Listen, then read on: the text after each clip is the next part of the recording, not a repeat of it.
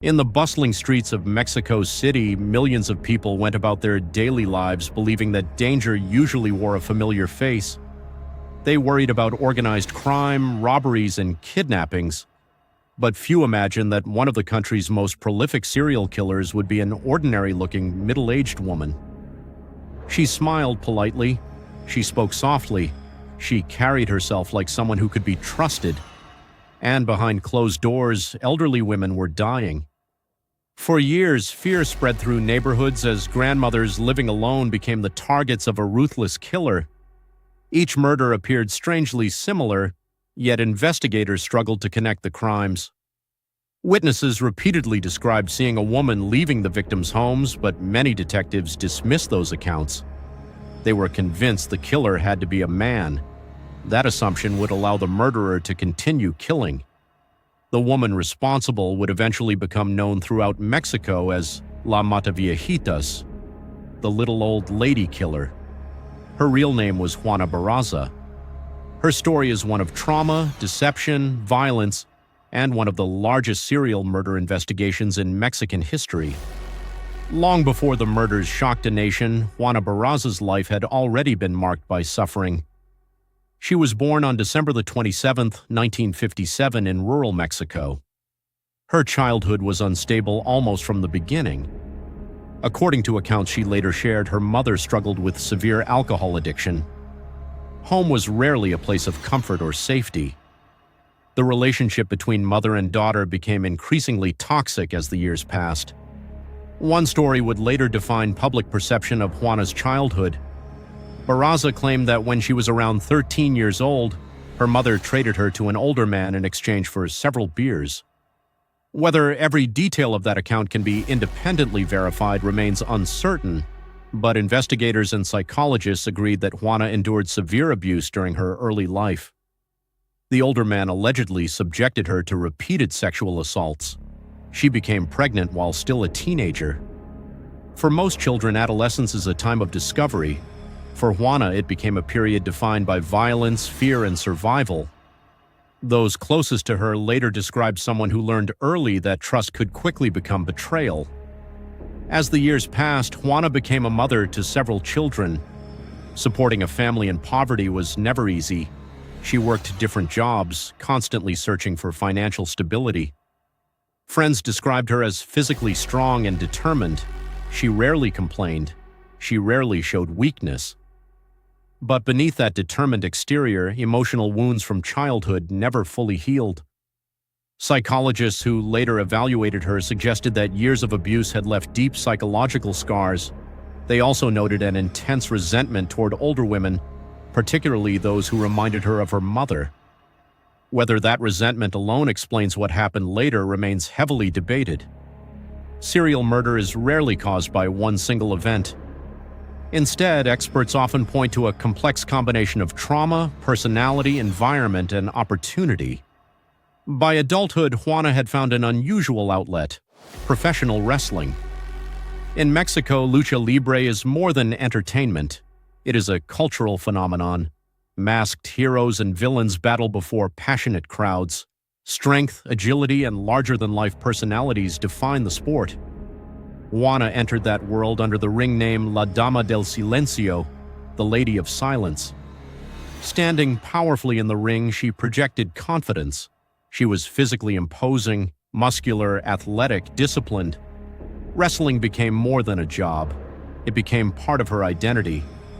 Inside the ring, aggression had rules.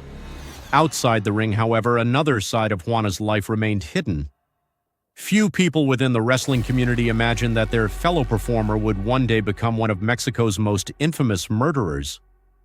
By the late 1990s, elderly women living alone in Mexico City began dying under suspicious circumstances. At first, the deaths appeared isolated. Many victims were in their 70s or 80s, some lived modestly, others received government pensions. Several had no immediate family nearby. Police initially treated many cases as robberies gone wrong. Valuable items were often missing. Homes had been disturbed. There seemed to be no obvious connection beyond the victim's age. But forensic investigators gradually noticed similarities. Many victims had been strangled. Some showed signs of blunt force trauma. Entry into the homes often showed little evidence of forced access. Whoever committed these crimes had gained the victims' trust. The killer wasn't breaking into houses. The victims were opening their doors willingly. Investigators eventually discovered a disturbing pattern. Many elderly women had last been seen speaking with a polite middle-aged woman. She sometimes claimed to work for a government agency. Other times she pretended to be a nurse, a social worker, or someone offering assistance to senior citizens. The victims believed they were speaking with someone there to help. Instead, they had unknowingly invited death into their homes. The attacks were brutal but quick. After overpowering the victims, the killer typically strangled them using items found inside the house, including stockings, cords, or other ligatures. Money and jewelry were often stolen afterward. The thefts initially convinced investigators that robbery was the primary motive. But something didn't fit. The amount of money taken was usually small. Sometimes only inexpensive possessions disappeared. If robbery had truly been the objective, why target elderly women almost exclusively? News of elderly women dying under mysterious circumstances slowly spread across Mexico City. Families urged aging parents not to answer the door to strangers. Neighbors checked on elderly residents more frequently. Community organizations warned seniors to verify visitors before allowing anyone inside. Still, the killings continued. Police released sketches based on witness descriptions. But another problem emerged.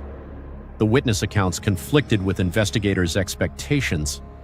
Several people insisted they had seen a woman near the victims shortly before the murders. Some detectives believed these witnesses had simply mistaken an accomplice for the real killer.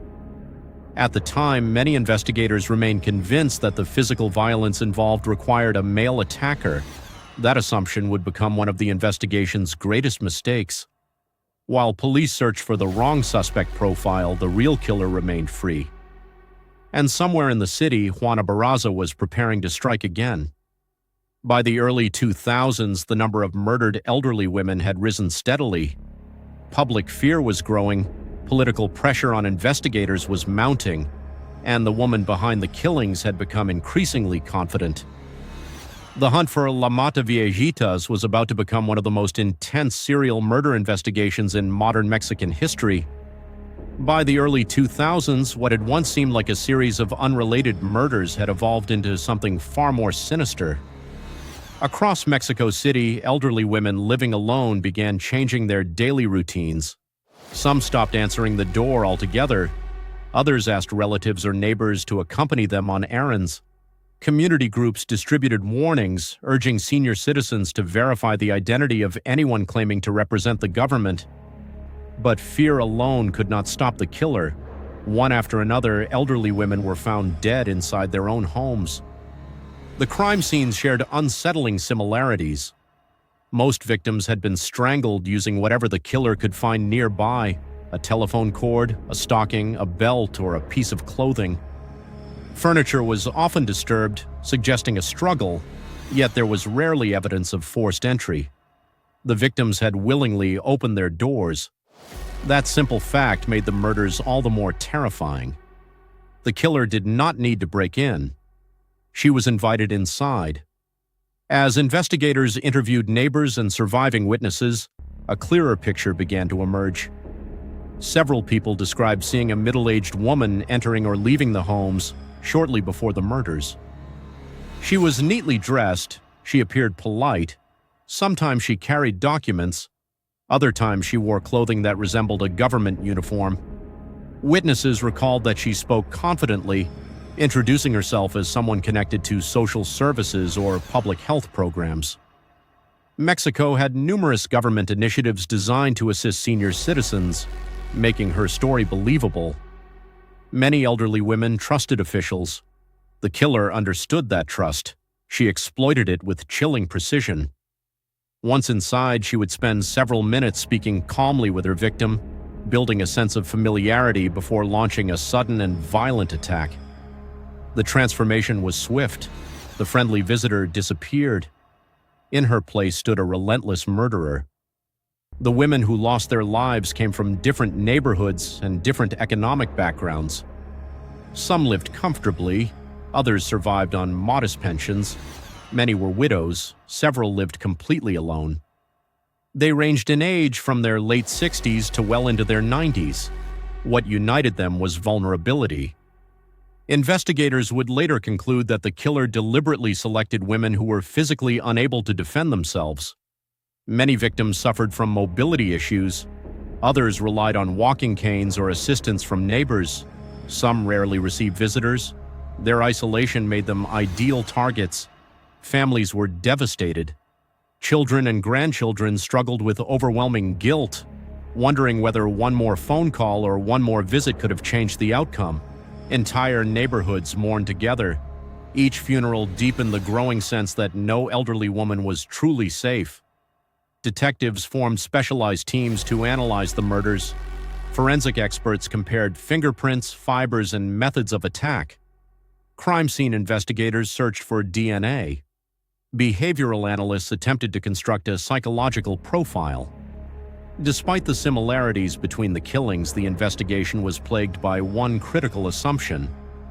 Many officers remained convinced the murderer had to be a man. The level of physical force used during the attacks appeared inconsistent with their expectations of a female offender. As a result, reports describing a woman near the crime scenes were often dismissed or treated as secondary information. Some investigators theorized that a woman might be acting as a distraction while a male accomplice committed the murders. Others believed multiple offenders were responsible. This disagreement slowed the investigation considerably. Meanwhile, the killer continued to move freely through the city. As the death toll climbed, Mexico's media intensified its coverage. Newspapers began referring to the unknown murderer as La Mataviejitas, the little old lady killer. The nickname quickly spread across television broadcasts and radio programs. Every new murder dominated headlines. Public pressure on law enforcement increased dramatically. Families demanded answers. Politicians demanded results. Police commanders promised breakthroughs that never seemed to come. Each failed lead damaged public confidence. The fear became almost as dangerous as the killer herself. Rumors circulated throughout the city. People suspected neighbors. Strangers were viewed with suspicion. Even legitimate government workers found it increasingly difficult to gain access to elderly residents who now feared opening their doors. Serial offenders often evolve over time. Some become more cautious, others become bolder. Investigators believe Juana Barraza belonged to the second category. With every successful escape, her confidence appeared to grow. She no longer seemed worried about leaving witnesses. Several neighbors remembered seeing her calmly walking away from victims' homes shortly before bodies were discovered. She blended effortlessly into crowded streets.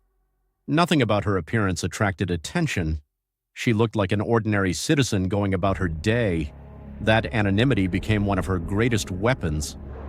She understood that people rarely questioned a middle-aged woman dressed respectfully. It allowed her to disappear in plain sight. As investigators reviewed the expanding list of victims, another troubling issue emerged. Not every murder had been committed by the same person. Some criminals had taken advantage of the widespread panic to disguise ordinary robberies as serial killings. This complicated the investigation even further. Detectives now faced two separate challenges. They had to identify which murders truly belonged to La Mataviejitas, and they had to separate them from unrelated crimes. The growing case file became increasingly difficult to manage. Dozens of investigators worked around the clock, yet progress remained painfully slow. Every false lead consumed valuable time. Every mistaken assumption gave the killer another opportunity. Behavioral experts studying the crimes noticed a recurring pattern. The attacks appeared intensely personal. The victims were almost always older women. The violence often exceeded what would have been necessary to commit robbery alone. This suggested that theft might not have been the killer's primary motivation. Instead, investigators began considering the possibility that the murders were driven by deep emotional resentment. Some psychologists proposed that the offender harbored unresolved anger toward a maternal figure. At the time, they had no idea how closely that theory would align with the life of Juana Barraza. Years later, Barraza herself would speak about her abusive mother and the trauma that had shaped her childhood. Although psychologists cautioned against reducing the crimes to a single cause, many agreed that her early experiences likely played a significant role in the development of her violent behavior. Several times during the investigation, police believed they had finally found the killer. Suspects were detained, homes were searched, evidence was collected. Each promising lead eventually collapsed. Some suspects were eliminated through forensic testing. Others simply did not match witness descriptions. Every failed arrest increased frustration inside the investigative task force. The public began questioning whether the authorities were capable of solving the case at all. Meanwhile, La Mataviejitas continued searching for her next victim.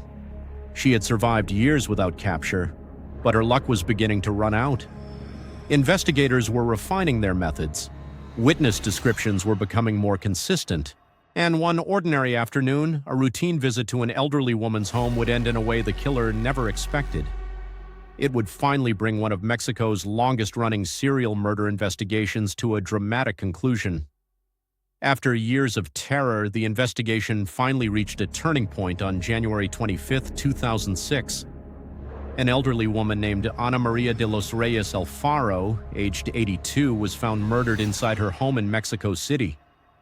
Unlike many previous cases, this time a witness saw a woman leaving the house shortly after suspicious activity was noticed.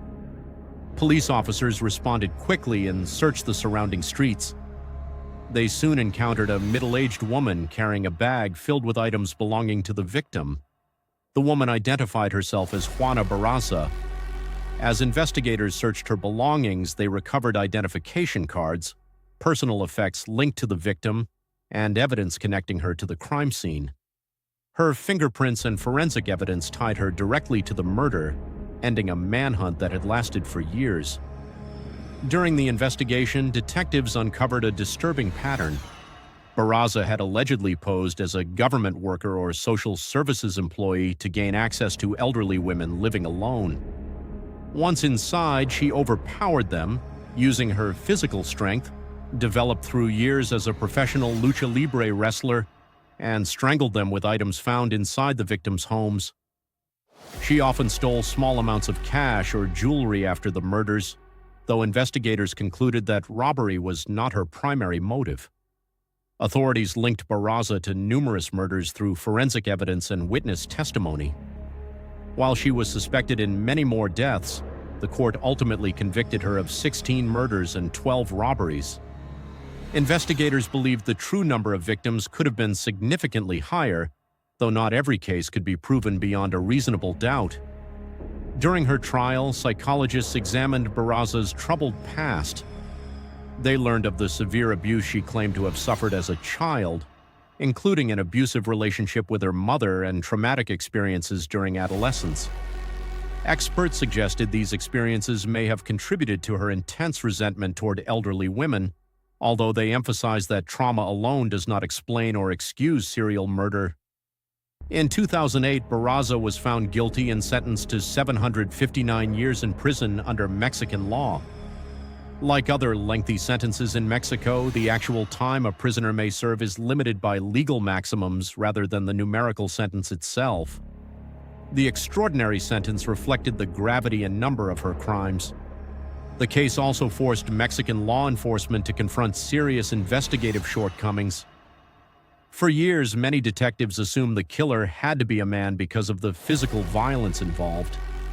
That assumption delayed the investigation despite repeated witness reports describing a woman. The case became an important lesson about avoiding gender stereotypes during criminal investigations. The story of La Mataviejitas remains one of the darkest chapters in modern Mexican criminal history. It is a reminder that appearances can be deceiving and that dangerous assumptions can allow violent offenders to remain hidden in plain sight. For years, elderly women opened their doors believing they were welcoming someone sent to help them. Instead, they encountered a predator who exploited kindness, trust, and vulnerability for deadly purposes. Behind the image of a hard-working mother and professional wrestler was a serial killer whose crimes left families shattered and an entire city living in fear.